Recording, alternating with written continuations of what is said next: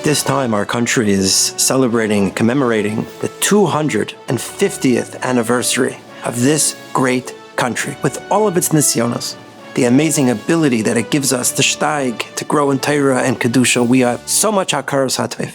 I recently published a book on the history of the Yidden of New York, of the Americas, of the New World, and there are so many stories that I wish to share.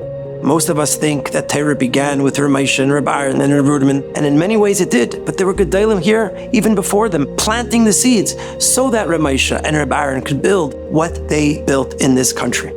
But I chose to focus on one individual.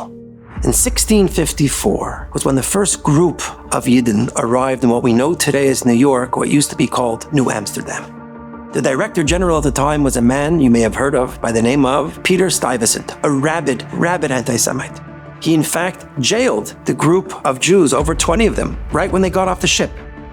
One of those Jews who arrived that early in 1654 was a man from Vilna by the name of Usher Levy.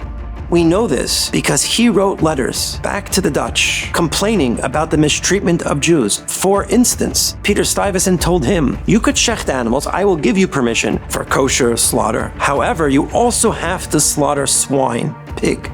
When he decided that the Lower East Side, what we know today as the Lower East Side, needed protection, he created what's called a Waldstraat, a wall street. But the Jews were not allowed to protect it physically, to be one of the legionnaires. Rather, they had to pay the tax to build it. So Usher Levy said, this is not fair. And he wrote back to the Dutch company that was running this colony and said, what type of colony do you want? Do you want a colony where Jews are mistreated, where we can't practice our own religion, where I can't shecht a cow unless I shecht for a Christian a pig?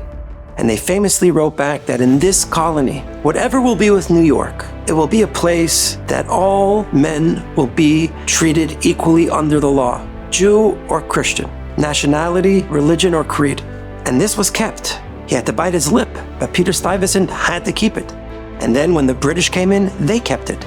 And today, in the Lower East Side of New York, there's a park, the Usher Levy Park. There's a public school, the Usher Levy Public School. Few people know who he was, but now you do. It took one Jew from Vilna, a Frum Yid, who decided it was time to speak out for the protection of Yidden who needed a minyan, who needed a Beis HaChaim, who needed kosher basar on Yom Tov, who planted the seed for Lakewood and all the yeshivas and all the Daf HaYomis and all the shuls and all the chasadim and all the Bikur Chaylim. It started with one Yid who said, I need to stand up for Torah and what's right for our current state in Golus. What we could do, each and every individual, we may not see the fruit in our day, but maybe in 250 years from now, in 400 years from now, someone will be recording a story about us. But we hope that's not necessary. That with our individual labor, hasmada, and work, we will bring Mashiach Tzidkenu that should come b'mheira b'yameinu. Amen.